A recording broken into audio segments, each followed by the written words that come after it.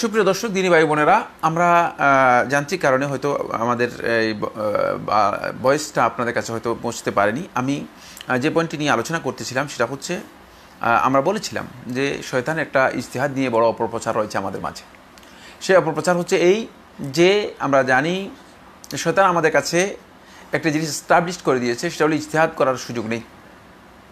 ইজতিহাদ এর জন্য অনেক কঠিন কঠিন শর্ত রয়েছে, এগুলো শর্ত পূরণ না করলে মানে মুজতাহিদ হওয়া যাবে বা ইজতিহাদ করা যাবে না। ফলে ইজতিহাদের দরজা বন্ধ, এই কথাটি আমাদের কাছে ব্যাপকভাবে আমরা প্রচার করা হচ্ছে, আমরা জানি। কিন্তু এই কথা আমার বন্ধুগণ কেউ বলতে পারেন না যে আসলে কত সালে ইজতিহাদের দরজা বন্ধ হয়েছে, কে বন্ধ করেছেন, কে নিষেধ করেছেন, আদৌ কি নিষেধ আছে কিনা। এর কারণ হচ্ছে একটাই, সেটা হলো এই যে প্রক্রিয়াটি, এইটি বিষয়টি, এটা শয়তানের অপপ্রচার আমাদের মাঝে। শয়তান এটাকে স্টাবলিশ করে মূলত ইজতিহাদ থেকে আমাদেরকে বিমুখ করেছে। ফলে আমরা দেখতে পাই আমরা শয়তানের এই বক্তব্যের সাথে আমরা নিজেদেরকে অনেকটা সম্পৃক্ত করে নিয়েছি। গত আলোচনায় আমি সেই কথাটি আপনাদের সামনে বলেছিলাম। আজকে যে পয়েন্টটি নিয়ে আমি কথা শুরু করছিলাম সেটি হচ্ছে, বন্ধুগণ, আমি মুজতাহিদ মুতলাক মানে যাদেরকে বলা হচ্ছে তাদের সম্পর্কে আলোচনা করছি না, কারণ মুজতাহিদ মুতলাক হচ্ছে অনেক ঊর্ধ্বের বিষয়। মুজতাহিদ মুতলাক মানে যিনি ইজতিহাদের সকল প্রকার মানে জ্ঞান যার কাছে রয়েছে, আমরা এই বিষয়ে আলোচনা করতে চাই না। কিন্তু ইজতিহাদের মৌলিক বিষয়, বন্ধুগণ, ইজতিহাদ হচ্ছে প্রথমত দুই প্রকার। এক প্রকার ইজতিহাদ হচ্ছে আল ইজতিহাদ ফি নাওয়াজিল, যেটা আল ইজতিহাদ ফি নাওয়াজিল হচ্ছে যেই সমস্ত বিষয়গুলো আমাদের কাছে সমসাময়িক বিষয় হিসেবে আমাদের সামনে উপস্থিত হয়েছে, যেগুলো আমাদেরকে হুকুম জানতেই হবে, জানা ফরজে আইন। এই বিষয়গুলোর ইজতিহাদ করা জায়েজ নেই যদি কেউ বলে থাকেন, তিনি একেবারেই ভুল মাসআলা দিয়েছেন, এটি বিভ্রান্ত মাসআলা। ইজতিহাদ করা ফরজে আইন। সকল যুগে ওলামায়ে কেরামগণ, সকল মাযহাবের ওলামায়ে কেরামগণ এই ব্যাপারে ঐক্যমত সাব্যস্ত হয়েছে যে সকল যুগেই এই ইজতিহাদ অব্যাহত থাকবে। কারণ ইজতিহাদ যদি না থাকে তাহলে আপনি সমসাময়িক বিষয়গুলো, যেগুলো নতুন নতুন করে যেগুলো আমাদের সামনে আসছে, সেগুলো সম্পর্কে আপনি সুস্পষ্ট কোনো বক্তব্য দিতে পারবেন না। আপনার কাছ থেকে লোকেরা কোনো ধরনের সমাধান সেখানে পাবে না। তাই এক্ষেত্রে আমাদেরকে সতর্কতা অবলম্বন করতে হবে। এটি শয়তানের অপপ্রচারের মধ্যে যদি আমরা চলে যাই তাহলে ইসলামই ইনকমপ্লিট হয়ে যাবে। কারণ আপনি ইসলামের সাথে এই সমসাময়িক বিষয়গুলো, ইসলামের নির্দেশনা কী সেটা আপনাকে অবশ্যই বলতে হবে। তবে কোনো সন্দেহ নেই, একটি বিষয় খেয়াল রাখতে হবে, সেটা হচ্ছে আমাদের এই নির্দেশনাগুলো কোরআন এবং হাদিস বেসড হতে হবে। এটা আমাদের মন মতো হলে চলবে না। সেক্ষেত্রে আমাদের খেয়াল রাখতে হবে যে এগুলো কোরআন হাদিস বেসড হতে হবে। এটা হলো ইজতিহাদের প্রথম প্রকার। আরেকটি ইজতিহাদ আমার বন্ধুগণ, সেটা হচ্ছে আল ইজতিহাদুল জুজই। ইজতিহাদুল জুজই হচ্ছে সুনির্দিষ্ট কোনো বিষয়ে কোনো গবেষণা করা। সুনির্দিষ্ট কোনো বিষয়ে গবেষণা করা আলেমদের জন্য এটি জায়েজ, সকল যুগের ওলামায়ে কেরামগণ বলেছেন। আপনি দেখেন, যদি আপনি ফিকহুল হানাফিতে যান, দেখবেন যে সকল যুগেই ওলামায়ে কেরামগণ তাদের বক্তব্য পেশ করেছেন। ইবনে আবিদিন রাহিমাহুল্লাহ তাআলা কত শতাব্দীতে এসেছেন, সুবহানাল্লাহ। তারপরে ইবনে আবিদিন রহমতুল্লাহ আলাইহির বক্তব্যগুলো থেকে আমরা বুঝতে পেরেছি যে তিনি সেখানে তার ইজতিহাদের মাধ্যমে কিছু বক্তব্য দিয়েছেন। সকল যুগেই ওলামায়ে কেরামগণ তাদের ইজতিহাদের মাধ্যমে বিভিন্ন বক্তব্য পেশ করেছেন। এটাকে ইজতিহাদুল জুজই বলা হয়ে থাকে। ইজতিহাদুল জুজই হচ্ছে এই যে সুনির্দিষ্ট কিছু মাসআলার ক্ষেত্রে আলেমদের বক্তব্য আসা। তবে এই সকল মাসআলার ক্ষেত্রে বন্ধুগণ খেয়াল রাখতে হবে যে এগুলো জায়েজ ফি মা ইয়াসুগু ফিহিল ইজতিহাদ, ওই সমস্ত ক্ষেত্রে জায়েজ যে সমস্ত ক্ষেত্রে আলেমগণ বলেছেন ইজতিহাদ করা বৈধ। যে সমস্ত মাসাইলের ক্ষেত্রে, যে সমস্ত বিধানের ক্ষেত্রে, আহকামের ক্ষেত্রে সমস্ত ইজতিহাদ করা নিষিদ্ধ, হারাম, জায়েজ নেই, সেখানে যদি আপনি ইজতিহাদ চালু করে দেন আর সেখানে গিয়ে যদি আপনি বলেন যে আমি ইজতিহাদ করেছি, আপনি মুজতাহিদ দাবি করেন, তাহলে আপনি কিন্তু মুজতাহিদ নন, বরং আপনি পথভ্রষ্ট, বিভ্রান্ত। তার কারণ হচ্ছে ইজতিহাদ এর জন্য সুনির্দিষ্ট পরিসর রয়েছে। ইজতিহাদ যেখানে আপনাকে অনুমোদন দেওয়া রয়েছে, সেখানে আপনাকে সুনির্দিষ্ট ক্ষেত্রে ইজতিহাদের সীমারেখা দেওয়া আছে। সেই আল হাদ্দুল ফাসিল, সেই বাউন্ডারি, সেই সীমারেখা আপনি কোনোভাবেই অতিক্রম করতে পারবেন না। যদি সেই সীমারেখা আপনি অতিক্রম করেন তাহলে আপনি ভুলের মধ্যে রয়েছেন, সেটা আপনাকে খুব ভালো করে জানতে হবে। তাহলে আমরা ইজতিহাদের দুটি প্রকার আমরা জেনে গেলাম। প্রথমেই নওয়াজিলের ব্যাপারে ইজতিহাদ করা ফরজ। আর জুজই মাসাইলের ক্ষেত্রে সমস্ত ওলামায়ে কেরামের মধ্যে ইজতিহাদ করা জায়েজ, সমস্ত ওলামায়ে কেরামের মধ্যে ইজতিহাদ করা জায়েজ। ফলে দেখা গেছে ফিকহের জুজিয়াতের ব্যাপারে যুগে যুগে ওলামায়ে কেরামগণ ইজতিহাদ করেছেন এবং তারা ইজতিহাদ নির্ভর বিভিন্ন বক্তব্য দিয়েছেন, তাদের বক্তব্য সাব্যস্ত হয়েছে। এখন আমি যে মাসআলাগুলো নিয়ে আপনাদের সাথে শেয়ার করব বন্ধুগণ, খুবই ইম্পর্টেন্ট। সেটা হচ্ছে এই, এখানে মুজতাহিদ যিনি ইজতিহাদের কথা বলবেন অথবা ইজতিহাদ করবেন তাকে একটি বিষয় ক্লিয়ার জানতে হবে। সেটা হচ্ছে আমি যে ইজতিহাদ করার কথা বলছি সেই ইজতিহাদ কি এই ক্ষেত্রে প্রযোজ্য কি না, মানে কোন কোন ক্ষেত্রে ইজতিহাদ করা যায় নেই, সেই বিষয়টি কি অবশ্যই জানতে হবে। প্রথম মাসআলাটি হচ্ছে আল ইজতিহাদু মা'আন নাস। যদি কোনো মাসআলার ব্যাপারে সুস্পষ্ট নস পাওয়া যায়, কোরআন এবং হাদিসের সুস্পষ্ট বক্তব্য পাওয়া যায়, সেই ক্ষেত্রে আমার বন্ধুগণ ইজতিহাদ করা হারাম। খুবই স্পষ্ট বক্তব্য। দুর্ভাগ্যের বিষয় হচ্ছে আমরা বেশিরভাগ ক্ষেত্রেই এটা লক্ষ্য করে আসতেছি যে অনেককে দেখা যায় ইজতিহাদ করছেন তিনি সুস্পষ্ট নস থাকার পরেও, আর তিনি হয়তো মনে করতেছেন এটা ইজতিহাদি মাসআলা। না, এটা লা ইয়াসুগু ফিল ইজতিহাদ বন্ধুগণ, এখানে ইজতিহাদের অবকাশই নেই, সুযোগ নেই, ইজতিহাদের সুযোগ নেই। এই মাসআলার মধ্যে আপনি ইজতিহাদ করতেছেন, যদি এই ধরনের ইজতিহাদ কেউ করে থাকেন তাহলে তিনি কিন্তু ভুল কাজ করেছেন, ভুল কাজ করেছেন, এটি ইজতিহাদের জায়গা নয়। 2 নম্বর মাসআলাটি খুবই ভালো করে জেনে নিন, অত্যন্ত ইম্পর্টেন্ট। আল ইজতিহাদু ফিল মুগাইয়াবাত, যে সমস্ত বিষয়গুলো অদৃশ্য জ্ঞানের সাথে সম্পৃক্ত, গায়েবের সাথে সম্পৃক্ত, এগুলোর ক্ষেত্রে ইজতিহাদ জায়েজ নেই। ইজতিহাদ করে একটা কথা বলে দিলেন, কবর আযাব সম্পর্কে একটা তথ্য দিয়ে দিলেন, জান্নাত সম্পর্কে একটা তথ্য দিয়ে দিলেন, অথবা আল্লাহ সুবহানাহু ওয়া তাআলার জাত সম্পর্কে একটা তথ্য দিয়ে দিলেন, এটা ইজতিহাদি মাসআলা নয়। খেয়াল রাখতে হবে। যে সমস্ত বন্ধুগণ এই ক্ষেত্রে নিজেদের আন্দাজ অনুমানের উপর ইজতিহাদের উপর বক্তব্য দিচ্ছেন, তারা ভুল বক্তব্য দিচ্ছেন, এটা আপনাদেরকে স্পষ্ট করে জেনে নিতে হবে। কারণ এখানে আপনাদের সুযোগ নেই, এখানে ইজতিহাদের অবকাশ নেই।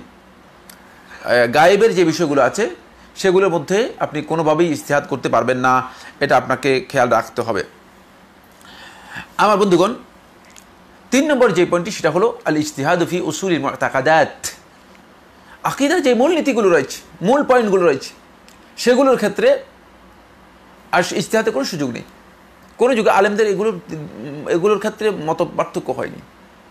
কোনো কোনো নুসুসের মাফহুমের ক্ষেত্রে সালাফদের মধ্যে মত পার্থক্য হয়েছে। অনেকে সেই মত পার্থক্য না বুঝে তারা মনে করেছেন যে সালাফদের মধ্যে আকীদাগত মাসআলায় মত পার্থক্য হয়েছে। এটা আরেকটা বিভ্রান্তি, এটিও খুবই সূক্ষ্ম বিষয়, আর শয়তানের খুবই সূক্ষ্ম পরিকল্পিত বক্তব্য। এর মাধ্যমে শয়তান আমাদেরকে একথা বোঝাতে চেষ্টা করছে, অথবা শয়তানের দোষর যারা আছে তারা আমাদের কাছে এই কথা এস্টাবলিশ করার জন্য চেষ্টা করেছে যে আকীদার বিষয়েও সালাফদের মধ্যে মতপার্থক্য ছিল না, মোটেও না। আকীদার মৌলিক যে বিষয়গুলো রয়েছে সেগুলোর মধ্যে সালাফদের মতপার্থক্যের কোনো সুযোগ আমরা জানি না, সালাফদের কাছে মতপার্থক্য সাব্যস্ত হয়নি। 4 নম্বর যেই মাসআলাটি বন্ধুগণ, সেগুলোর যেখানে ইজতিহাদের কোনো অবকাশ নেই, সেটা হচ্ছে ফিল মাসাইল আল মুজমা আলাইহা, যে সমস্ত মাসাইলের ব্যাপারে সুস্পষ্ট ইজমা সালাফদের কাছ থেকে সাব্যস্ত হয়েছে। যদি ইজমা সাব্যস্ত, সমস্যা হচ্ছে এখানে একদল লোক মনে করেন যে ইজমা সাব্যস্ত হয়েছে, আসলে এই মাসালার মধ্যে ইজমা সাব্যস্ত হয়নি। ইজমা দাবি করা হতে পারে, একটা হচ্ছে ইজমা দাবি করা, আর একটা হচ্ছে ইজমা সাব্যস্ত হওয়া। আবার এখানে আরেকটি বিভ্রান্তি রয়েছে, সেটা হলো এই কোনো ফিকহের কিতাবের মধ্যে যদি কোনো উলামায়ে কেরাম, কোনো ফাকিহ অথবা কোনো ফিকহের ইমাম যদি কথা বলেন যে বেগাইরে খিলাফিন অথবা বেইত্তিফাকিল উলামা, অনেকে না বুঝেই এটাকে মনে করেছেন যে এখানে ইজমা হয়েছে, না এটা ইজমা নয়। এর অর্থ হচ্ছে তারা এই মাসআলার মধ্যে তাদের আলেমদের ইখতিলাফ পাননি, এদিকে ইঙ্গিত করেছে। এটা মাযহাবের মৌলিক দৃষ্টিভঙ্গির সাথে জড়িত। এই বিষয়গুলো অনেকে এটাকে কমন করে নিয়ে তারা মনে করেন যে এই মাসআলা মুজমা আলাই মাসআলা। ফলে মানুষদের মধ্যে যাদের ফিকহের জ্ঞান নেই, সাধারণ লোকদেরকে একটা বড় ধরনের হাইকোর্ট দেখিয়ে দেন, বলেন যে এই মাসআলার মধ্যে ইত্তেফাক রয়েছে, ইজমা রয়েছে। আসলে না, এই মাসআলার মধ্যে আলেমদের ইজমা এটি তিনি নকল করেননি। কারণ ইজমা যারা নকল করেছেন আপনি তাদের কাছে যেতে হবে। যারা ইজমায়ের ব্যাপারে বক্তব্য দিয়েছেন, ইবনে হাজম আন্দালুসি রাহমাতুল্লাহ আলাইহি ইজমায়ের উপর লিখেছেন, ইমাম ইবনে মুনজির রাহমাতুল্লাহ ইজমায়ের উপর লিখেছেন, শেখুল ইসলাম ইবনে তাইমিয়া রাহমাতুল্লাহ ইজমায়ের উপর লিখেছেন, ইমাম আবু ইয়ালা আল মৌসিলি রাহমাতুল্লাহ ইজমায়ের উপর লিখেছেন। যারা ইজমায়ের উপর কিতাব লিখেছেন তাদের কাছ থেকে আপনাকে ইজমা সম্পর্কে ধারণা নিতে হবে, যে ইজমাআতুল উলামা, আলেমদের যে ইজমাগুলো সাব্যস্ত হয়েছে সেই মাসআলাগুলোর বক্তব্যগুলো তাদের কাছ থেকে আপনাকে নিতে হবে। আসুন এই প্রসঙ্গে শেখুল ইসলাম ইবনুল কাইয়্যিম রাহিমাহুল্লাহ তাআলা ইগাসাতুল লাহফানের মধ্যে তিনি উল্লেখ করেন, আল ইজতিহাদু ইন্নামা ইউমালু বিহি ইনদা আদামিন নাস, ইজতিহাদ অনুযায়ী মানে ইজতিহাদের আমল করা যাবে ইনদা আদামিন নাসি, যখন নাস সুস্পষ্টভাবে থাকবে না। কোরআনের বক্তব্য পেয়ে গিয়েছেন, আল্লাহ রাসূল সাল্লাল্লাহু আলাইহি ওয়াসাল্লামের হাদিসের বক্তব্য পেয়ে গেছেন, তারপরে বলেন ইজতিহাদ করবেন। এটা বিভ্রান্তির একটা রাস্তা, খুব ভালো করে খেয়াল করুন, এটা বিভ্রান্তির রাস্তা। আমাদের মধ্যে অনেককে দেখা যায় যে হাদিসের বক্তব্য পাওয়ার পরে তারপরেও তিনি ঘাট তেরামি করে তার বক্তব্যকে চাপিয়ে দেওয়ার জন্য চেষ্টা করেন। না, আপনি সত্যিকার আল্লাহ এবং তার রাসূলের সামনে আনুগত্যের যেই বড় আনুগত্যের যে বড় বিষয়টি, সেটাই আপনি পেশ করতে পারেননি, আনুগত্য সাবমিট করতে পারেননি, আনুগত্যের যে দাবি রয়েছে সেই দাবিটুকু আপনি পূরণ করতে পারেননি। ফাইজা তাবায়্যানা নাস, যখন সুস্পষ্ট নাস পাওয়া যাবে, ফালা ইজতিহাদা ইল্লা ফি ইবতালি মা খালাফা, সুতরাং এখানে নসের বিপরীত বক্তব্যকে বাতিল করার জন্য শুধুমাত্র ইজতিহাদ করা যাবে, আর কোনো ইজতিহাদ নেই নসের সাথে। এটা এই মাসআলার মধ্যে আমার বন্ধুগণ এটি একেবারে জুমহুর ওলামায়ে কেরামের বক্তব্যের মাধ্যমে সাব্যস্ত হয়েছে। বরং আমরা দেখতে পেয়েছি ইবনে নুজাইম রাহমাতুল্লাহ আলাইহি সহ একদল ফকিহ তারা এক্ষেত্রে সুস্পষ্ট কাওয়ায়েদ উল্লেখ করে দিয়েছেন, সেটা হচ্ছে লা ইবরাতা লিল ইজতিহাদি মা'আন নাস, দলিল থাকার পরে, সুস্পষ্ট বক্তব্য থাকার পরে ইজতিহাদ করার কোনো অবকাশ নেই। তাই শেখুল ইসলাম ইবনুল কাইয়্যিম রাহমাতুল্লাহ আলাইহি ইলামুল মুআক্কিঈনের এক জায়গায় তিনি বলেন ফাসলুন ফি তাহরিমিল ইফতা ওয়াল হুকম ফি দীনিল্লাহি বিমা ইউখালিফু নুসুস ওয়া সুকুত আল ইজতিহাদ ওয়া তাকলিদ ইনদা যুহুরিন নাস। খুবই স্পষ্ট করে বলে দিচ্ছেন, এই ফসল, এই পরিচ্ছেদ হচ্ছে ফি তাহরিমিল ইফতা, যে ফতোয়া দেয়া আল্লাহর দ্বীনের ব্যাপারে হারাম, হুকুম দেয়া আল্লাহর দ্বীনের ব্যাপারে হারাম, বিমা এমন বক্তব্যের মাধ্যমে ইউখালিফুন নুসুস, যা শরীয়তের সুস্পষ্ট বক্তব্যের পরিপন্থী, ওয়া সুকুতুল ইজতিহাদ, এবং এক্ষেত্রে ইজতিহাদ করা একেবারেই বাতিল, ওয়া তাকলিদ এমনকি অন্ধ আনুগত্য করাও এক্ষেত্রে ইনদা যুহুরিন নাস, যখন সুস্পষ্ট দলিল আমাদের কাছে প্রমাণিত হবে, ওয়া যিকরি ইজমাইল উলামাই আলা যালিক, এবং এই মাসআলার ক্ষেত্রে তিনি আলেমদের ইজমা উল্লেখ করেছেন, অর্থাৎ ওলামায়ে কেরামগণ এই মাসআলার ব্যাপারে দীর্ঘ তাদের কিতাবের মধ্যে ইজমা এর বিষয়গুলো উল্লেখ করেছেন। শেখুল ইসলাম ইবনুল কাইয়্যিম রাহিমাহুল্লাহ তাআলা ইলামুল মুআক্কিঈনের আরেক জায়গায় তিনি এই কথাটি বলেছেন। তিনি বলেন যে আল উসুলু ইনদানা, যে উসুল হচ্ছে শরীয়তের জন্য কিতাবুল্লাহি ওয়া সুন্নাতু রাসূলিহি ওয়া ইজমাউ উম্মতিহি ওয়াল কিয়াসুস সাহিহ আল মুওয়াফিক লিল কিতাবি ওয়াস সুন্নাহ। এই চারটি বিষয় উসুল, একটা হচ্ছে আল্লাহর কিতাব, রাসূলের সুন্নাহ, আর উম্মতের ইজমা, আল কিয়াসুস সাহিহ বিশুদ্ধ কিয়াস, আল মুআফিক যেটি মুআফিক মানে যেটা কিতাব এবং সুন্নাহ এর মানে অনুসারী, কিতাব এবং সুন্নাহ এর মানে কিতাব এবং সুন্নাহ এর সমর্থনে যেই কিয়াস সহি, যে বিশুদ্ধ কিয়াস রয়েছে সেই কিয়াস, মানে কিতাব সুন্নাহ এর অধীনেই যে কিয়াস হবে সেই কিয়াস। এই চারটি হচ্ছে উসুল। তারপরে তিনি বলেন, এরপরে তিনি বলেন ফাল হাদিসু আসলুন বিনাফসিহি, কিতাব যেভাবে, কোরআনে কারীম যেভাবে নিজে নিজেই একটা মূল আসল, হাদিসও ঠিক আসলুন বিনাফসিহি, এটি একটি আসল মূলনীতি। ওয়াল উসুল ফিল হাকিকাতি ইসনানে, বাস্তবে আমাদের কাছে উসুল হচ্ছে দুটি, লা সালিসা লাহুমা, এর জন্য তৃতীয় নেই। কালামুল্লাহি ওয়া কালামু রাসূলিহি, আল্লাহর কালাম এবং তার রাসূলের কালাম, আল্লাহর বক্তব্য এবং রাসূলের বক্তব্য, ওয়া মা আদাহুমা ফামারদুদুন ইলাইহিমা। এছাড়া বাকি যত উসুল ফকিহগণ উল্লেখ করেছেন তাদের কিতাবের মধ্যে, অথবা মুজতাহিদগণ উল্লেখ করেছেন, এই সবগুলোই বাকি যা আছে সবগুলোই মারদুদুন ইলাইহিমা, আল্লাহর কিতাব এবং রাসূলের সুন্নাহর কাছে প্রত্যাবর্তিত হবে, আল্লাহর কিতাব এবং রাসূলের সুন্নাহর কাছে এটাকে নিয়ে আসতে হবে, এর উপর নির্ভর করতে হবে। ইয়ানি এর অর্থ হচ্ছে আল ইজমা, ইজমা এর জন্য, বিশুদ্ধতার জন্য কোরআন এবং সুন্নাহর সাপোর্ট থাকতে হবে। খুব ভালো করে বুঝে নিন। ইজমা বেজাতিহি বেনফসিহি, মানে ইজমা এককভাবে এটা শরীয়তের মূলনীতি অথবা আসল নয়, বা শরীয়তের উৎস নয়, দলিল নয়। ইজমা যখন কিতাব এবং সুন্নাহের মুওয়াফিক হবে, তখনই সেটা কি হবে, তার কাছে আসল হবে।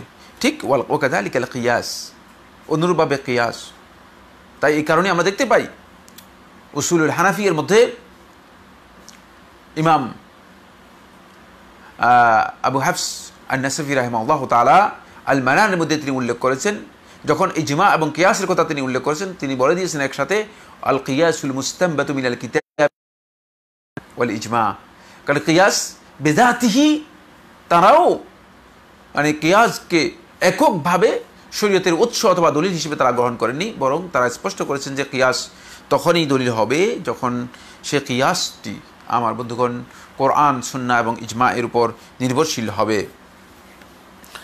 তাই আমাদেরকে এখানে কিন্তু খুব ভালো করে বিষয়টি বুঝতে হবে যে আমরা আসলে কোন মাসআলা এর মধ্যে ইজতিহাদ করছি। আদৌ কি আমাদের যেই সমস্ত ক্ষেত্রে ইজতিহাদ করার বৈধতা নেই, সেগুলোর ক্ষেত্রে আমরা কি ইজতিহাদ করছি কিনা। যদি যে সমস্ত মাসাইলের ব্যাপারে বা যে সমস্ত দ্বীনি বিষয়ে ইজতিহাদ আমরা করার অবকাশ নেই, যদি আমরা ইজতিহাদ করে থাকি, তাহলে আমরা প্রবৃত্তির অনুসরণ করলাম।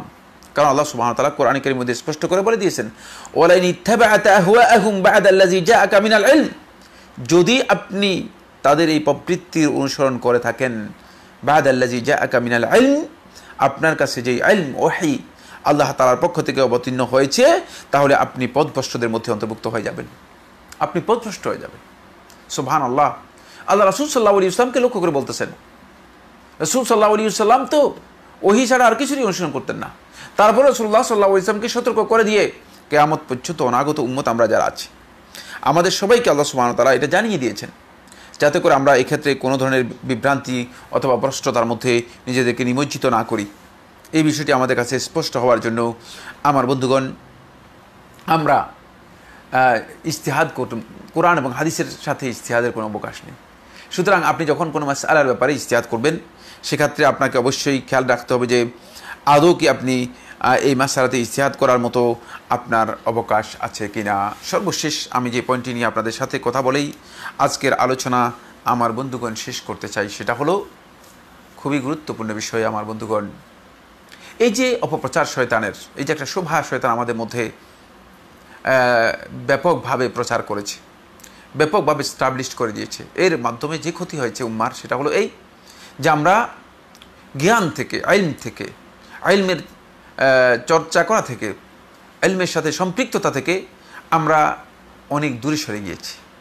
ফলে দেখা গিয়েছে যে শুধুমাত্র আমরা কিতাবগুলো কোরআন এবং হাদিস স্টাডি করে থাকি তাবাররুকের জন্য, আর ফিকহ এবং উসুল ফিকহগুলো পড়ে থাকি শুধুমাত্র ফতোয়া জানার জন্য, কোরআন এবং হাদিসকে বিশ্লেষণ করার জন্য, কোরআন হাদিসের বক্তব্যগুলোকে উপলব্ধি করে সেগুলোকে সমসাময়িক বিষয়গুলো নিয়ে গবেষণা করার যেই প্রচেষ্টা রয়েছে, সেই প্রচেষ্টা থেকে আমরা আমাদের ওলামায়ে কেরামগণ অনেক অনেক দূরে আমরা সরে গিয়েছি। ফলে আমাদের মধ্যে মালাকাতুল ইজতিহাদ, ইজতিহাদের যে ক্ষমতা, ইজতিহাদ যে পাওয়ার, ইজতিহাদের জন্য যেই মানে শক্তি, চিন্তা এবং ইজতিহাদের জন্য যেই আমাদের যেই একটা প্রচেষ্টা থাকার কথা ছিল, সেটা একেবারেই হারিয়ে গিয়েছে, বিলীন হয়ে গেছে, অনুপস্থিত হয়ে গেছে। আমাদের মধ্যে এই ধারণা জন্মেছে যে না, আমরা কিছুই কোরআন হাদিস বোঝার মতো যোগ্যতা আমাদের নেই। আমার বন্ধুগণ, যারা কোরআন এবং হাদিসের গবেষণা করেছেন তারা সবাই আমাদের মতোই মানুষ ছিলেন, হতে পারে, কোনো সন্দেহ নেই। তাদের যোগ্যতা আমাদের চেয়ে অনেক অনেক বেশি ছিল। আমাদের মতো মানুষ ছিলেন এর অর্থ আমি এটা বোঝাচ্ছি না যে তারা মানে জ্ঞানের দিক থেকে অথবা মর্যাদার দিক থেকে আমাদের সমান ছিলেন, নাউযুবিল্লাহি মিন যালিক। আমি এটা বোঝাতে চেষ্টা করছি, সেটা হচ্ছে এই মানে সৃষ্টিগত দিক থেকে, প্রকৃতিগত দিক থেকে আমাদের মতোই মানুষ ছিলেন। সুতরাং মানে তারা যে প্রচেষ্টা করেছে, সেই প্রচেষ্টা আমাদের জন্য নাজায়েজ নয়, সেই প্রচেষ্টা আমরা করতে পারি। সেক্ষেত্রে আমাদেরকে ইজতিহাদের জন্য আবার কি করতে হবে, শয়তানের এই অপপ্রচার থেকে আমাদেরকে বেরিয়ে আসতে হবে। যদি আমরা শয়তানের এই অপপ্রচার থেকে বেরিয়ে আসতে পারি, তাহলে আমরা সত্যিকার হেদায়েতের পথে আসতে পারবো। আমার বন্ধুগণ, ফলে শেখুল ইসলাম মুহাম্মদ সুলাইমান আত-তামিমি রাহমাতুল্লাহি আলাইহি তিনি একথা স্পষ্ট করে বলেছেন যে এই বিষয়টি যদি আজকে মুসলিম উম্মার কাছে আমরা স্পষ্ট করে তুলে ধরতে পারি, যে ইসলামকে বোঝার জন্য, ইসলামের বিধানগুলো জানার জন্য কোরআন হাদিসকে উপলব্ধি করতে হবে, কোরআন হাদিস থেকে জ্ঞান নিতে হবে। তাহলে কিন্তু আমরা উম্মাকে সত্যিকার তাদের মূল যে উৎস রয়েছে সেই উৎসের সাথে আমরা সম্পৃক্ত করে দিতে পারলাম। এটা খুব প্রয়োজন, এটা খুব প্রয়োজন। শয়তান আমাদেরকে এখান থেকে অনেক দূরে সরিয়ে নিয়ে গেছে। আসুন না আমরা এই কাজটি করি, তাহলে আমরা সত্যিকার অর্থে লোকদেরকে এদিকে আমরা মোটিভেট করতে পারবো, এদিকে আমরা ধাবিত করতে পারবো। মানুষগণ সত্যিকার জ্ঞানের যে পথ রয়েছে সে পথে তারা অগ্রসর হতে পারবে। তারা কোরআন এবং হাদিস থেকে যে বিমুখ হওয়াটাকে নিজেদের জন্য বাধ্যতামূলক করে নিয়েছে, যে ইসলামের জ্ঞান নেওয়ার আমাদের দরকার নেই, কোরআন পড়ার দরকার নেই, হাদিস পড়ার দরকার নেই। সুবহানাল্লাহ। এই কারণে আপনি দেখতে পাবেন কয়জন লোক আছে, এমনকি কয়জন আলেম আছে যিনি কোরআন বুঝেন, তিনি মনে করছেন প্রয়োজন নেই, আমার কাজ হচ্ছে কি, আমার কোরআন হাদিস বোঝার দরকার নেই, আমার কাজ হচ্ছে নামাজ রোজা করবো, আমি আলেমরা ফতোয়া দিয়েছেন যেভাবে এই ফতোয়া অনুযায়ী চলবো, তাহলে আমার কোরআন হাদিস পড়ার প্রয়োজন কি, আমার এত কাজ কি? এই বিভ্রান্তি থেকে আমাদেরকে বেরিয়ে আসতে হবে। আল্লাহ সুবহানাহু ওয়া তাআলা আমাদের সবাইকে তৌফিক দান করুন। আমরা আপনাদের যে প্রশ্নগুলো রয়েছে সেই প্রশ্নগুলোর কিছু প্রশ্ন থাকলে সেগুলো আমরা উত্তর দেওয়ার জন্য চেষ্টা করব ইনশাআল্লাহ তাআলা। এর মাধ্যমে আমাদের আজকের আলোচনা শেষ হবে। কয়েক ভাই প্রশ্ন করেছেন, শামসুদ্দিন ভাই প্রশ্ন করেছেন, এক বিভ্রান্ত আলেমের সাথে আমাদের আচরণ কেমন হবে? ধন্যবাদ, খুবই গুরুত্বপূর্ণ প্রশ্ন করেছেন। বিভ্রান্ত আলেম বলতে কি বুঝিয়েছেন সেটা আগে খুব স্পষ্ট হতে হবে। বিভ্রান্ত বক্তব্যটি অনেক ব্রড। বিভ্রান্ত বলতে আসলে আমরা বুঝাই যাদেরকে, যারা আকীদাগত দিক থেকে যাদের বিচ্যুতি রয়েছে তারা হচ্ছে বিভ্রান্ত। মানে এখানে উলামা উদ-দালালাহ, উলামা উল বিদআহ, যারা বিদআত এর দিকে মানুষদেরকে প্রমোট করে, যারা বিভ্রান্তির দিকে মানুষদেরকে আহ্বান করে, যারা আকীদাগত দিক থেকে যাদের বিচ্যুতি বিভ্রান্তি রয়েছে তাদেরকে বিভ্রান্ত আলেম বলা হয় থাকে। খুব ভালো করে খেয়াল করতে হবে। এই সমস্ত আলেমদের ক্ষেত্রে আমাদের অবস্থান হচ্ছে দুটি। এক নম্বর হচ্ছে মুসলিম ওলামায়ে কেরামগণ, আহলুস সুন্নাত ওয়াল জামাত ওলামায়ে কেরামগণ তাদেরকে কোনোভাবেই তাওকীর তাকরীম করবে না, কোনোভাবেই তাদেরকে সম্মান করবে না, তাদেরকে এস্টাবলিশ করার জন্য, প্রচার করার জন্য চেষ্টা করবে না, তাদের কাছ থেকে জ্ঞান গ্রহণ করার চেষ্টা করবে না। তাদের মুজালাসা জুমহুর আহলে হাদিস, জুমহুর আহলুস সুন্নাত ওয়াল জামাআহ, বরং আহলুস সুন্নাত ওয়াল জামাতের সমস্ত ওলামায়ে কেরামগণ বিভিন্নভাবে কোনো না কোনোভাবেই বলেছেন যে তাদের মুজালাসা, তাদের সাথে সম্পৃক্ততা, তাদের সাথে উঠা বসা, তাদের আলোচনায় অংশগ্রহণ করা সবটাই হারাম, নিষিদ্ধ। কারণ হচ্ছে তারা বিভ্রান্তির ফাঁকে আপনাকে তাদের এই বিচ্যুতির দিকে কোনো না কোনোভাবে নিয়ে যেতে পারে। তাই এখানে প্রথম পয়েন্ট হচ্ছে তাদের সাথে আমাদের এই আচরণ হবে। দ্বিতীয় হচ্ছে যদি তারা প্রকাশ্যে মানুষদেরকে বিদআত এবং বিভ্রান্তির দিকে আহ্বান করে তাহলে অবশ্যই তাদেরকে রদ করা হবে, তাদের বক্তব্যের প্রত্যুত্তর দেওয়া হবে। তবে ওয়াজাদিলহুম বিল্লাতি হিয়া আহসান, প্রত্যুত্তরের ক্ষেত্রে আল্লাহ রাব্বুল আলামিন যেভাবে বলেছেন সেভাবেই হতে হবে। ওয়াজাদিলহুম বিল্লাতি হিয়া আহসান মানে আপনি যখন তাদের এই উত্তর দিবেন, উত্তর দেওয়ার ক্ষেত্রে উত্তম প্রক্রিয়ায়, উত্তম পন্থায় তার সামনে এই বিষয়টি প্রেজেন্ট করতে হবে, সর্বোত্তম পন্থায়। বিল্লাতি হিয়া হাসান নয়, আল্লাহ তাআলা কিন্তু এই কথা বলেন না যে উত্তম পন্থায়, বিল্লাতি হিয়া আহসান মানে সর্বোত্তম পন্থা আমাকে খুঁজে বের করতে হবে। কারণ হচ্ছে মানে আমি তার এই প্রতি উত্তরের মাধ্যমে মানে এমন কোনো ফিতনা, এমন কোনো বিপর্যয় তৈরি করতে চাই না, বা এমন কোনো মানে বিপর্যয় যেন না হয় মুসলমানদের মাঝে, যার মাধ্যমে ইসলাম কলুষিত হতে পারে, দিন কলুষিত হতে পারে, ইসলামের বক্তব্য কলুষিত হতে পারে। এক্ষেত্রে আমাদেরকে অবশ্যই সতর্কতা অবলম্বন করতে হবে।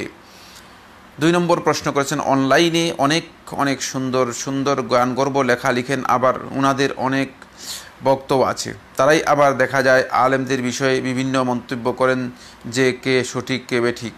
সহি আকীদার অনেক ভাইরা এমন কাজ করেন, কি বলবেন? সহি আকীদার অনেক ভাইরা এমন কাজ করেন, কি বলবেন? আমি আপনার প্রশ্ন ভালো বুঝতে পারিনি, প্রথম কথা। দ্বিতীয় নম্বর কথা হচ্ছে মানে অনেকেই অনেক কথা লিখবেন, সারা পৃথিবীর সমস্ত দায়িত্ব নিজের মাথার উপর নেওয়ার কোনো প্রয়োজন নেই। সারা পৃথিবীর সমস্ত মানে বোঝা আপনার নিজের মাথার উপর টেনে আনবেন, আপনি কেন, আপনি কতটুকু বহন করতে পারবেন? আর 2 নম্বর হচ্ছে অনলাইনে আপনি যেটা বলছেন এটা হচ্ছে আসলে মানে ডাস্টবিন অথবা মানে এটা গার্বেজের ভাগাড়, গার্বেজে গিয়ে এখানে আপনি কি তালাশ করতেছেন? আপনি হক তালাশ করার জন্য আসবেন আহলুল হকদের কাছে, দিন যাদের কাছে আহলুল ইলমদের কাছে। সুবহানাল্লাহ। আপনি কোত্থেকে মানে আপনি অনলাইন থেকে মানে যারা সো কল্ড অনলাইনে লিখে, এদের অধিকাংশ পৃথিবীর কোথাও তাদের কোনো মূল্য নেই। তারা শুধুমাত্র অনলাইন মাস্টার, তারা শুধুমাত্র অনলাইন রাইটার, তারা শুধুমাত্র অনলাইন সম্পাদক। এদের কোথায় কার জ্ঞান মানে কার রয়েছে, পরিচয় রয়েছে? একটু ভালো করে আগে কোনো ব্যক্তির বক্তব্য নেওয়ার আগে, কোনো ব্যক্তির কথা নেওয়ার আগে জেনে নেবেন যে তার আসলে পরিচয় কী, তার কাছ থেকে আদৌ কি কিছু জানার আছে কিনা, অথবা দুনিয়ার কোনো মসনদে তার কোনো স্থান আছে কিনা, নাকি শুধুমাত্র অনলাইনে নিজেকে মানে অনেক বড় মানে মুফতি হিসেবে মানে অনলাইন মুফতি হয়ে গেছে। ফেসবুক মুফতি, অনলাইন মুফতি, টুইটার মুফতি, তারপর ইউটিউব মুফতি, এগুলোর ভেরু আল্লাহ রাব্বুল আলামিনের কাছে কিচ্ছু নেই। এই সমস্ত লোকদের থেকে একটি অক্ষর নেওয়া জায়েজ নেই, খেয়াল রাখেন, খুব সতর্ক করে দিচ্ছি। যতক্ষণ পর্যন্ত আপনি স্পষ্টভাবে জানতে না পারবেন আদৌ তারা কোনো আহলুল ইলমের কাছ থেকে মুলাজামাতের মাধ্যমে ইলম গ্রহণ করেছে কিনা, তাদের সাথে সম্পৃক্ত হয়ে ইলম গ্রহণ করেছে কিনা। যদি কোনো আহলুল ইলমদের সাথে তাদের সম্পৃক্ততা না থাকে, তাহলে বুঝতে হবে যে তারা সত্যিকার অর্থে হেদায়েতের উপর প্রতিষ্ঠিত নয়। তাদের বক্তব্য একেবারেই মারদুদ, প্রত্যাখ্যাত। তাদের বক্তব্য আমার কাছে, আমি স্পষ্ট করে বলে দিচ্ছি, তাদের বক্তব্য আমার কাছে একেবারেই রাস্তার যে সমস্ত হকাররা আছে তাদের বক্তব্যের চেয়েও আরও নিকৃষ্ট। কারণ মাঝে মধ্যে অনেক হকারদেরকে দেখা যায় যে তারা যে বক্তব্য দিয়ে থাকে মনে হয় যেন বিশ্বের সর্বশ্রেষ্ঠ পণ্ডিত এসেছে। এত বড় পণ্ডিত কেন রাস্তায় দাঁড়িয়ে দাঁড়িয়ে হকারি করতেছে? কেন এত বড় পণ্ডিত আপনার এই ফেসবুকের মধ্যে তিনি লিখতে হচ্ছে? তার পৃথিবীর কোথাও কেন স্থান নেই? পৃথিবীর কোনো ইউনিভার্সিটিতে, পৃথিবীর কোনো মানে জ্ঞানের যে সমস্ত মাজামিয়া রয়েছে, জ্ঞানের যে সমস্ত কাউন্সিল, বড় বড় এটাকে কমপ্লেক্স রয়েছে, বড় বড় মানে জ্ঞানের বিশাল বিশাল যে সমস্ত মানে প্রতিষ্ঠান, অর্গানাইজেশন রয়েছে, সেগুলোতে তার অবস্থান নাই কেন? এটাই প্রমাণ করে যে আসলেই সে সত্যিকার অর্থে, আপনি হয়তো মনে করেছেন যে সে অনেক কিছু, আসলে কিচ্ছু না। এটাই প্রমাণ করে। খুব ভালো করে বুঝে নিন। ওয়াদুদ সিয়াম, আসসালামু আলাইকুম। ওয়ালাইকুম আসসালাম। প্রশ্ন করেছেন, কোনো ব্যক্তি নিজের বা অন্যের জন্মদিন পালন করে না, কিন্তু জন্মদিন উপলক্ষে কোনো উপহার আসলে কি সেই উপহার গ্রহণ বা ব্যবহার করতে পারবে?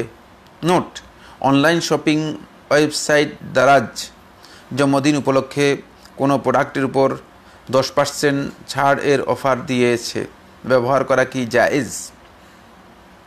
প্রথম মাসআলাটি হচ্ছে, জন্মদিন উপলক্ষে কোনো উপহার মানে আপনি এটাকে পরে আবার ব্যাখ্যা করেছেন, সেটা হচ্ছে অনলাইন শপিংয়ের মানে 10% অথবা 5% ডিসকাউন্টে কোনো জিনিস কেনা আপনার জন্য জায়েজ আছে কিনা। হ্যাঁ, এই ধরনের অফারকে আপনি করতে পারবেন, এটা জন্মদিন পালন নয়। জন্মদিন পালন বলতে যেটা বোঝায় সেটা হচ্ছে একটা ফেস্টিভ্যালে পরিণত করা, এটাকে আনুষ্ঠানিকতায় পরিণত করা। এটা আনুষ্ঠানিকতার বিষয় নয়, এটা হচ্ছে আপনার ডিসকাউন্টের বিষয়। আপনি বাজারে গেলে যদি মানে আপনাকে কেউ যদি বলে যে ভাই আপনি আজকে জন্মগ্রহণ করেছেন, ঠিক আছে আপনাকে 5 টাকা হাদিয়া দিলাম, নিয়ে আসতে পারবেন, অসুবিধা নেই, এটা আপনার জন্য নিষেধ নয়। কিন্তু আপনি যদি বলেন যে আমার জন্মদিন ঘোষণা করে দিয়ে তারপরে সবাইকে দাওয়াত দেন, তারপরে হাদিয়া নেওয়ার জন্য বসে থাকেন, টেবিল চেয়ার নিয়ে বসেন যে আসেন আমাকে হাদিয়া দেন, তাহলে এটা হচ্ছে ফেস্টিভ্যাল, জন্মদিন পালন, এটা আপনার জন্য জায়েজ নেই। এটা ইসলামী শরিয়া দৃষ্টিভঙ্গিতে মোটেও গ্রহণযোগ্য নয়। দুইটার মধ্যে বিশাল পার্থক্য রয়েছে। সূরা নাসরের প্রথম 3 আয়াত কি রাসূল সাল্লাল্লাহু আলাইহি ওয়াসাল্লামের মক্কা বিজয়ের জন্য খাস, নাকি এটাকে আম অর্থে ব্যবহার হতে পারে? ধন্যবাদ। সবব আমরা জানি, সবব কখনো কখনো খাস হতে পারে, কিন্তু সবব খাস হলেও কোরআনে কারীমের প্রত্যেকটি আয়াতের খেতাব এটা হচ্ছে কমন। মানে সববটা খুশুস হওয়ার পরেও এর খেতাবটা হচ্ছে আম। তাই এইটি কিয়ামত পর্যন্ত এর মধ্যে যত অপকারের বক্তব্য আছে সবগুলো এটাকে এড করা হবে, কিন্তু এর সববটা খাস। এটা প্রথমে আহলে তাফসীর যেভাবে বর্ণনা করেছেন সেটা জানতে হবে। সুনির্দিষ্ট সবব এটি অবতীর্ণ হয়েছে আমরা জানি, কিন্তু এর বক্তব্য থেকে যে শিক্ষা আমরা পাই অথবা নির্দেশনা যেটা পাই সেটা কিন্তু মানে ওয়াল হুকমু আম, এটা হুকম তার আম রয়েছে। ফলে কোরআনে কারীমের ইরশাদাতগুলো, তাওজীহাতগুলো, নির্দেশনাগুলো সবগুলোই কমন। সবব এর সাথে সুনির্দিষ্ট যদি কোনো বিষয় থেকে যায়, সেটা সববের সাথে ওই কারণের সাথেই সুনির্দিষ্ট থাকবে।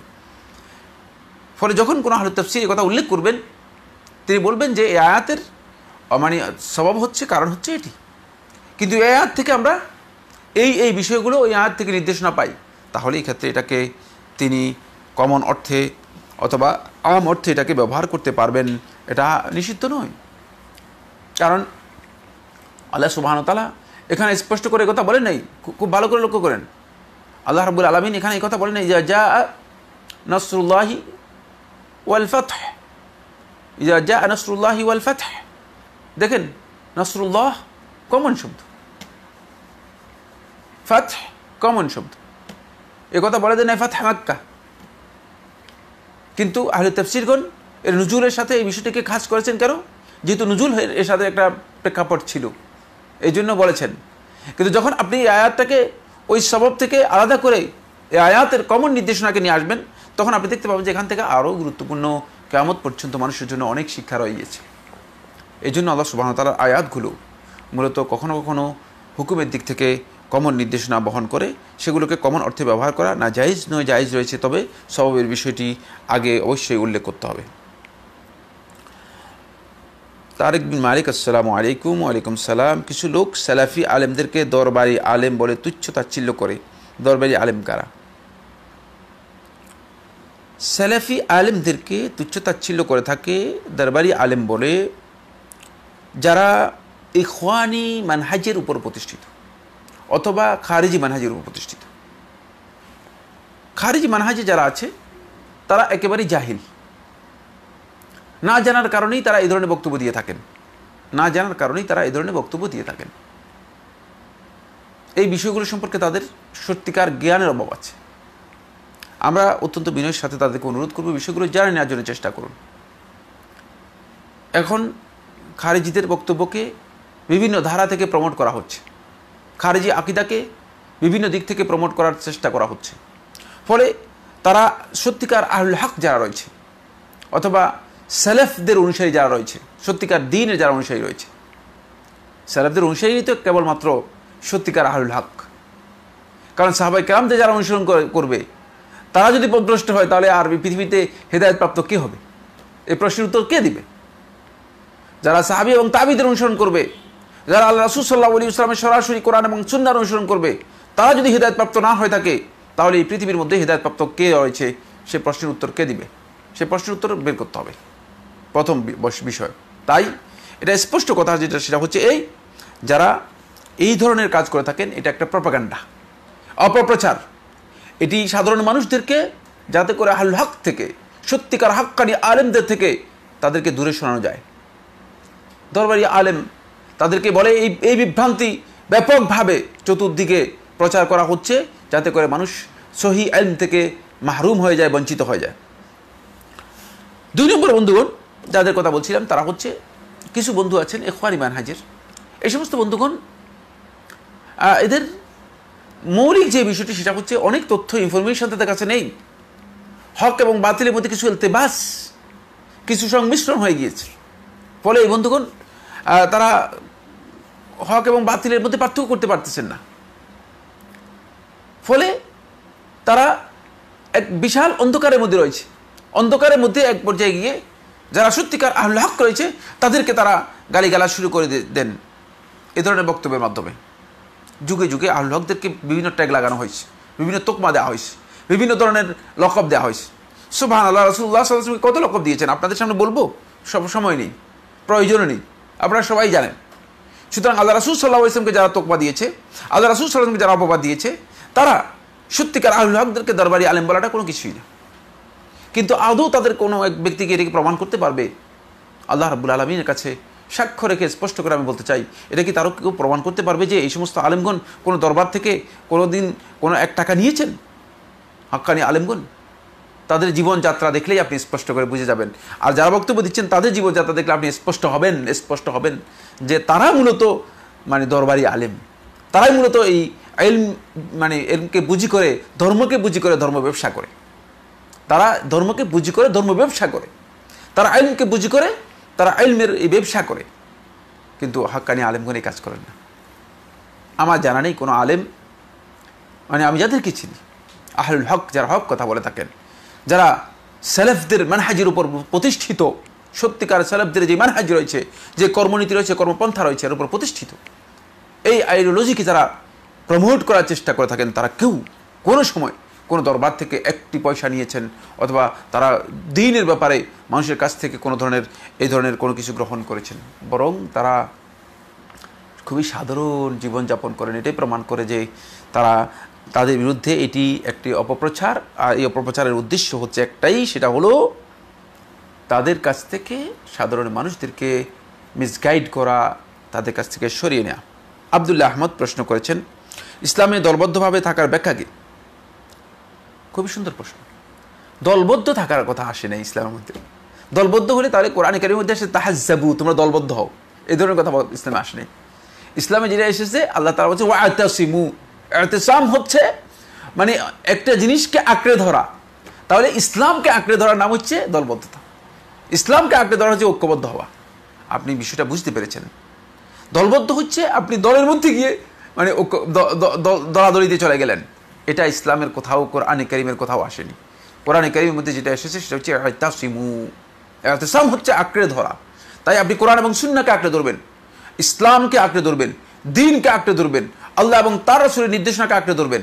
এই আঁকড়ে ধরে সবাই যখন আঁকড়ে ধরবে, তখনই আমরা একই গন্তব্যের দিকে চলে যাব, একই গন্তব্যের দিকে চলে যাব। তাহলে বোঝা যাচ্ছে ইসলাম যেদিকে আমাদেরকে যেতে বলেছে সেটাকে আঁকড়ে ধরার নামই হচ্ছে মূলত ইসলামে সঙ্গবদ্ধ বা ঐক্যবদ্ধ থাকা, অথবা ইসলামে মানে সমবেত থাকা, এটা সংযুক্ত থাকা, বিচ্ছিন্ন না হওয়া। এই জন্য এরপরে শব্দটা এসেছে ওয়ালা তাফাররাকু। দেখেন ইতিসামের বিপরীত শব্দটি কি? যেটা আল্লাহ সুবহানাহু ওয়া তাআলা বলেছেন ওয়ালা তাফাররাকু, এখানে বিচ্ছিন্ন হতে পারবে না, ছুটে যেতে পারবে না এখান থেকে বের হওয়ার সুযোগ নেই, এখানে আঁকড়ে থাকতে হবে। এইটার নাম হচ্ছে আঁকড়ে থাকা। তাই এখানে আপনারা দলবদ্ধ মানে যে বক্তব্য দিয়েছেন এটা সঠিক নয়, এটা হচ্ছে ঐক্যবদ্ধ থাকা, ইসলামের সাথে নিজেকে সম্পৃক্ত রাখা, জামাতবদ্ধ থাকা, এখান থেকে বের না হওয়া, মুসলমানদের জামাতের সাথে সম্পূর্ণরূপে ঐক্যবদ্ধ থাকা, এটাই মূলত ইসলামে ঐক্যবদ্ধ থাকার বক্তব্য। এটাকেই ইতিসাম বিহাবলিল্লাহি বলা হয়েছে, আল ইতিসাম বিল্লাহ বলা হয়েছে, আল ইতিসাম বিল কিতাবি ওয়াস সুন্নাহ বলা হয়েছে। এটাই হচ্ছে ইসলামের মূল বক্তব্য। এটাকে যারা রাজনৈতিক জামাত বা দলবদ্ধতা নিয়ে যায় তারা কি উচিত? না, রাজনীতির সাথে, রাজনৈতিক দলবদ্ধতার সাথে এর সামান্যতম কোনো সম্পর্ক নেই। রাজনৈতিক বিষয়টি এখানে আসবে না। আমার বন্ধুগণ, রাজনীতি ইসলাম থেকে বাইরের বিষয় নয়, কিন্তু রাজনৈতিক দল সেটি একটা আলাদা বিষয়। রাজনৈতিক দল এটা একটা আলাদা থিম। ইসলাম রাজনীতি থেকে বিচ্ছিন্ন নয়, ইসলামের মধ্যে রাজনীতি রয়েছে, কিন্তু সেটা ইসলামের সাথে সম্পৃক্ত হয়ে করতে হবে, ইসলামকে মানে ইসলামের সাথে সম্পৃক্ত থাকতে হবে। তাই যদি মানে আপনি যে বলেছেন রাজনৈতিক দলবদ্ধতার বিষয়টিকে এর সাথে নিয়ে আসা হয় থাকে, তাহলে এটা দলাদলির নাম, এটা ইসলামের সাথে এর সামান্যতম কোনো সম্পর্ক নেই।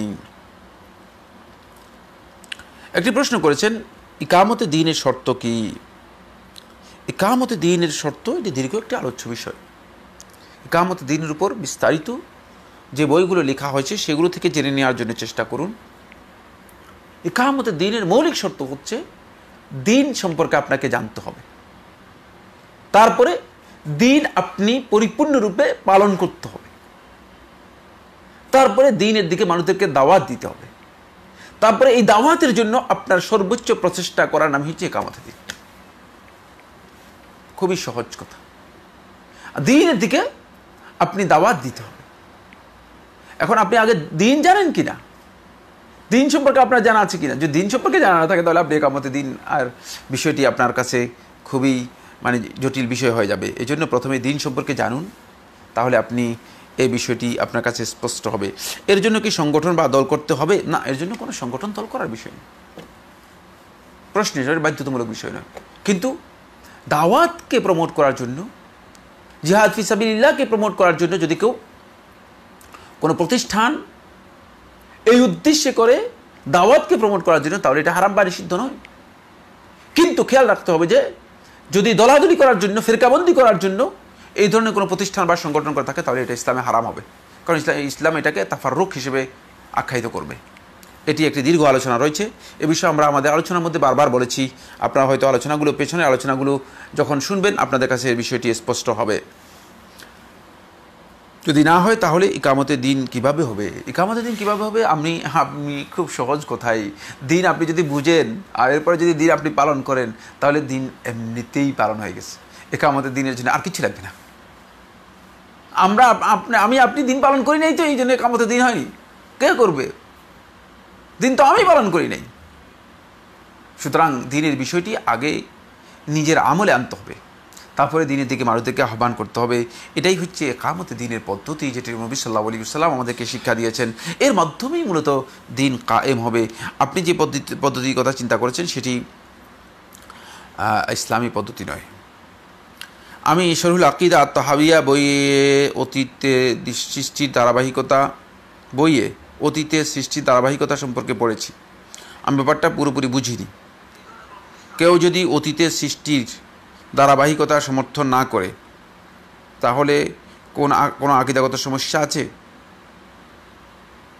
আমরা জানি আল্লাহর গুণের ক্ষেত্রে তামসিল ও তাকিফ নিষিদ্ধ, আল্লাহর কর্মের ক্ষেত্রেও কি একই বিধান? হ্যাঁ, কর্মগুলো সবগুলো আল্লাহর সিফাত ফাইলিয়া, সুতরাং প্রশ্নই আসে না। এখানে কাইফিয়ত আমাদের জানা নেই, সিফাত ফাইলিয়ার কাইফিয়ত আমাদের জানা নেই। তাই কর্মের ক্ষেত্রে সিফাত ফাইলিয়া হওয়ার কারণে এগুলো তামসিল জায়েজ হবে না, তা কি কোনটাই জায়েজ নেই। কারণ এগুলো যদি আমরা জানতাম তাহলে তো আমরা বলে দিতে পারতাম আল্লাহ রাব্বুল আলামিন সিফাত ফাইলিয়াগুলো একই। আচ্ছা, বাকি আপনি যে প্রশ্নটি করেছেন যে আকিদা, শরহুল আকিদা তাহাবিয়ার মধ্যে আপনি অতীতের সৃষ্টি ধারাবাহিকতা সম্পর্কে পড়েছেন, এ বিষয়ে আপনার কাছে স্পষ্ট হয়নি। যে বিষয়ে আপনি বুঝতে পারেননি সে বিষয়ে আপনার আকিদা পোষণ করার প্রয়োজন নেই। যদি আপনার বুঝার বাহিরি ফৌকা তোয়াফাতি আর নাস, যখন মানুষের যে ক্ষমতা আছে, সামর্থ্য আছে, সামর্থ্যের বাইরে যদি চলে যায়, সে উপরে চলে যায়, তাহলে তার জন্য এই বিষয় নিয়ে আর চেষ্টা করা দরকার নেই। এই বিষয়টি আপনার জন্য বাধ্যতামূলক নয়। ইসলামের যে সমস্ত বাদহিয়াত আছে, এটা শেখুল ইসলাম তার বইয়ের মধ্যে বলেছেন, এগুলো হচ্ছে আল ওয়াদহিয়াত, একেবারেই জরুরিয়াতের মধ্যে অন্তর্ভুক্ত, সুস্পষ্ট বিষয়।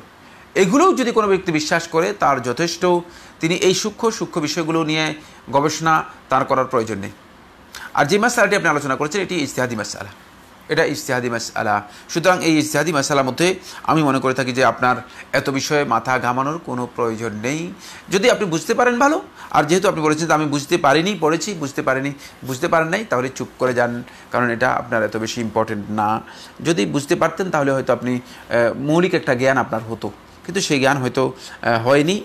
বাকি এটি আকিদাগত এমন বিষয় নয় যে মিনাল বাদহিয়াত, যেটা মানুষ সুস্পষ্টভাবে জানবে, যেটা জানাটা মানুষের জন্য অপরিহার্য, একেবারেই অবশ্যম্ভাবী বিষয়। আল্লাহ সুবহানাহু ওয়া তাআলা আমাদের সবাইকে বিষয়গুলো উপলব্ধি করার তৌফিক দান করুন। ওয়া আখিরু দাওয়ানা আলহামদুলিল্লাহি রাব্বিল আলামিন। আসসালামু আলাইকুম ওয়া রাহমাতুল্লাহি ওয়া বারাকাতুহু। প্রশ্ন শেষ। জি,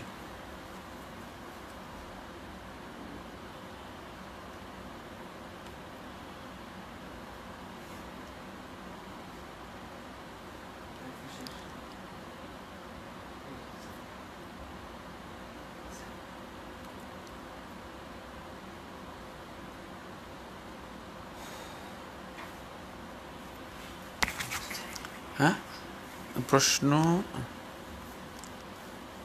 হ্যাঁ, আরও কয়েকটা প্রশ্ন আসছে।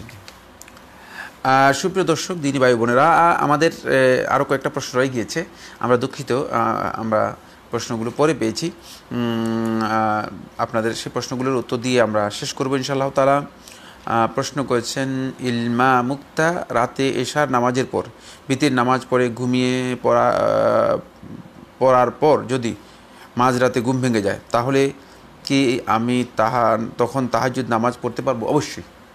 আপনি ঘুম থেকে যখন জেগে যাবেন তখন আপনি উঠেই প্রথম আল্লাহ জিকির করবেন, খুবই গুরুত্বপূর্ণ মাসআলা। প্রথমে আল্লাহ জিকির করবেন, তারপরে উজু করবেন, তারপরে 2 রাকাত নফল নামাজ পড়বেন।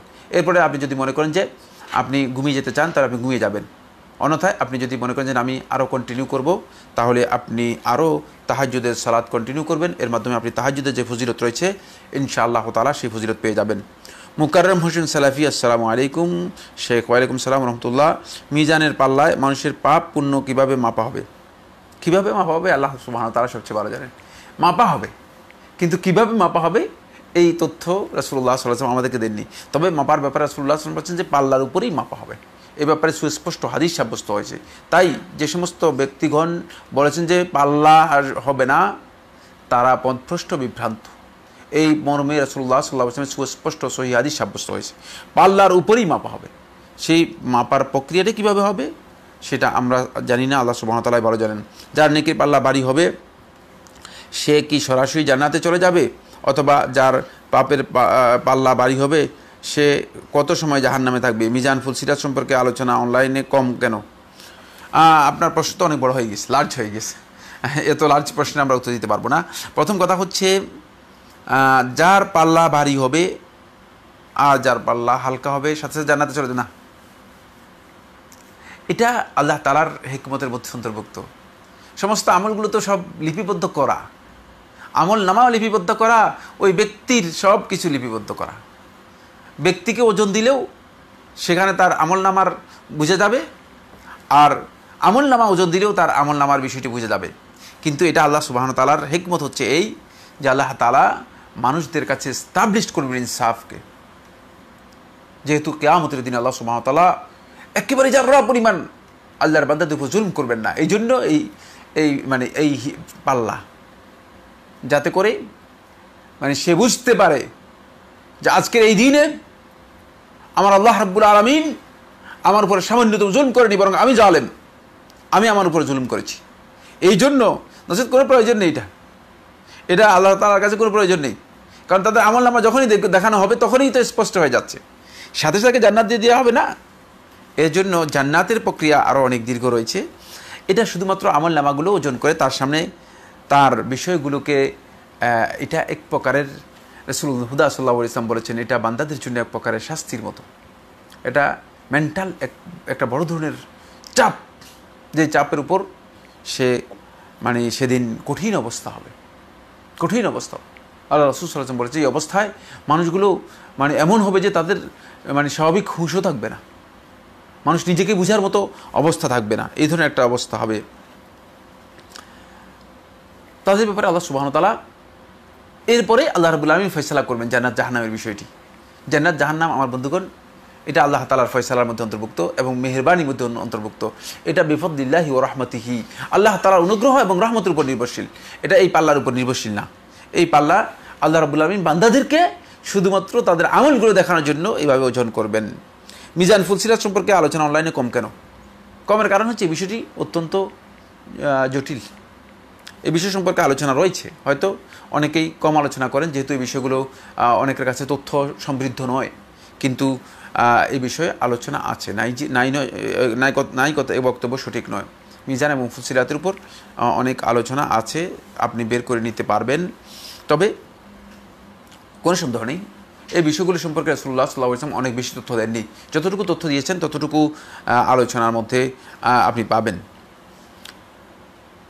রমজান আলী প্রশ্ন করেছেন তাহলিল, তাহরিমা এগুলো কিভাবে পাঠ করতে হবে? সারাদিন বললে এগুলো কি জিকির হয়ে যাবে? তাহলিল আল্লাহু আকবার, লা ইলাহা ইল্লাল্লাহ। তাহরিমা নয়, এটা হলো তাকবীর। আসলে তাহরিমা বলা হয় না এটাকে, এটা হচ্ছে তাকবীর, আল্লাহু আকবার। এগুলো আপনি যে কোনো সময় পড়তে পারেন, হাঁটতে, বসতে, উঠতে, আল্লাযীনা ইয়াযকুরুনাল্লাহা কিয়ামান ওয়া কুউদান ওয়া আলা জুনুবিহিম ইয়াতাফাক্কারুনা ফি খালকিস সামাওয়াতি ওয়াল আরদি। দাঁড়ায়, বসে, শুয়ে, সর্বাবস্থায় আপনি এই জিকিরগুলো করতে পারবেন এবং সারাক্ষণ করতে পারবেন। এর জন্য কোনো লিমিটেশন নেই, এর জন্য কোনো সংখ্যা নেই, এর জন্য কোনো হাইয়াত নেই, কোনো সুনির্দিষ্ট সিফাত বা বৈশিষ্ট্য নেই যে এভাবে করতে হবে বা এত সংখ্যা করতে হবে। মাকসুদ আলম, আসসালামু আলাইকুম। ওয়ালাইকুম সালাম। রাতে সূরা মুলক পড়ার ফজিলত কি যদি বলতেন? হ্যাঁ, সূরাতুল মুলক পড়ার ফজিলত রয়েছে, সহিহ হাদিস দ্বারা সাব্যস্ত হয়েছে। রাতে সূরাতুল মুলক যদি কেউ নিয়মিত পড়েন রাসূলুল্লাহ সাল্লাল্লাহু আলাইহি ওয়াসাল্লাম একটি হাদিসের মধ্যে বলেছেন যে তাকে কবরের আযাব অথবা কবরের ফিতনা থেকে তাকে মুক্তি দেওয়া হবে।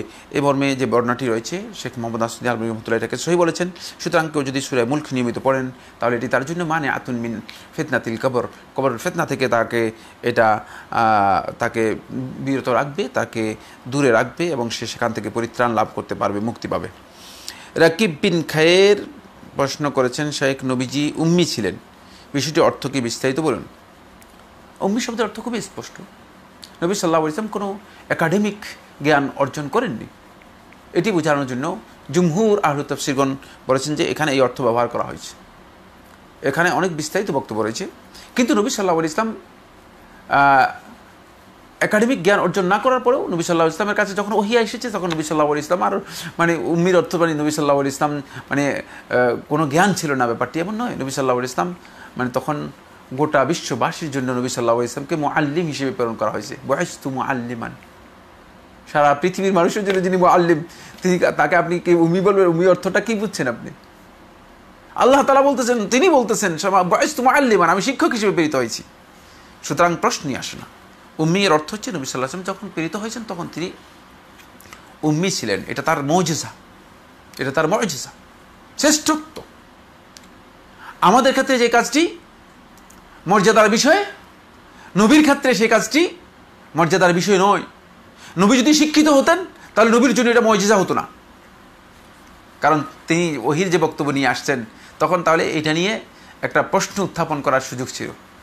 নবী সাল্লাল্লাহু আলাইহি ওয়াসাল্লামের কামাল হচ্ছে, পরিপূর্ণতা হচ্ছে সেখানে যে নবী সাল্লাল্লাহু আলাইহি ওয়াসাল্লাম একটি অক্ষর দুনিয়ার কোনো মানুষের কাছ থেকে জ্ঞান নেননি, কিন্তু নবী সাল্লাল্লাহু আলাইহি ওয়াসাল্লাম গোটা বিশ্ববাসীকে জ্ঞান দিয়ে গেছেন এবং কিয়ামত পর্যন্ত বিশ্ববাসী তার জ্ঞানের কাছে একেবারেই ধারস্থ হয়ে থাকবে।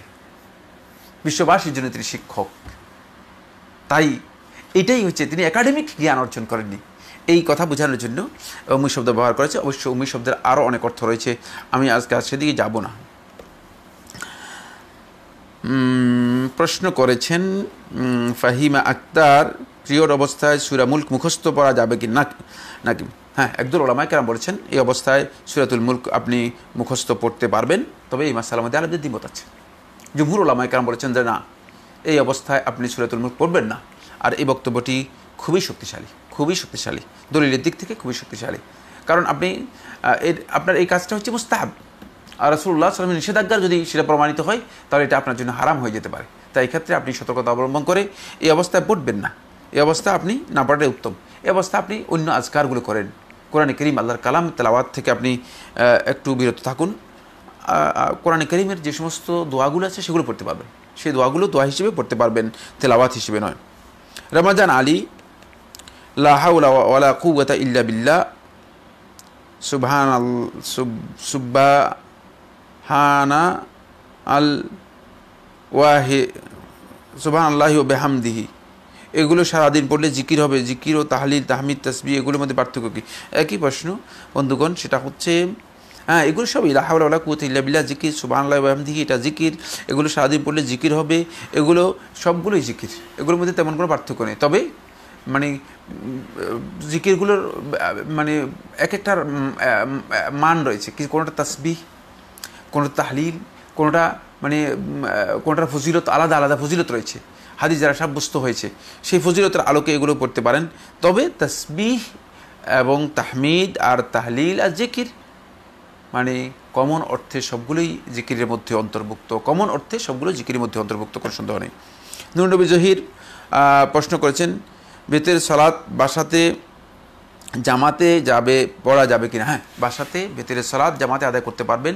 তবে শেখ মোহাম্মদ সাল্লাল্লাহু আলাইহি ওয়াসাল্লাম রহমতুল্লাহ তার ফতোয়ার মধ্যে বলেছেন এবং নিয়মিত করার বিষয়টি ইমাম আহমদ বিন হাম্বল রহমতুল্লাহ থেকে বর্ণিত হয়েছে যে এটি সুন্নাহ পরিপন্থী। এক্ষেত্রে নিয়মিত করবেন না, তিনি মাঝে মধ্যে জামাতে আদায় করতে পারেন, মাঝে মধ্যে জামাতে আদায় করতে পারেন। নিয়মিত বিধান হিসেবে জামাতে আদায় করা নবী সাল্লাল্লাহু আলাইহি ওয়াসাল্লাম অথবা সালাফদের আমল দ্বারা সাব্যস্ত হয়নি। আল্লাহ সুবহানাহু ওয়া তাআলা আমাদের সবাইকে বিষয়গুলো বোঝার তৌফিক দান করুন। আসসালামু আলাইকুম ওয়া রাহমাতুল্লাহি ওয়া বারাকাতুহু।